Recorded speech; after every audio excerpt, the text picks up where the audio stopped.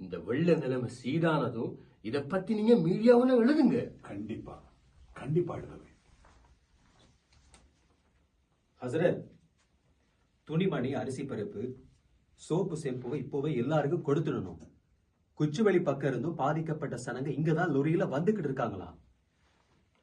பக்கத்து கட்டிடத்தை ஒதுக்கி கொடுப்போம். நான் ஜிஎஸ் கிட்டையும் கழிச்சிட்டேன். அரசாங்கத்தோட உதவிகளோட நாளைக்கே கிடைச்சிடுமா?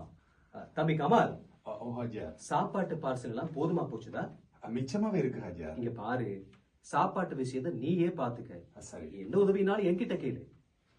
நல்லதா போச்சு. அதான் ஹாஜியாரே சொல்லிட்டாரே, நீயும் அவர்கிட்ட உதவி கேட்கணும்னு என்கிட்ட பேசிக்கிட்டு இருந்த. இப்ப கேளு. என்கிட்டயா உதவியா? நாம யாருமே யோசிக்காத ஒரு விஷயத்தை தம்பி யோசிச்சிருக்கிற ஹாஜி. இள ரத்தம் மீடியாவில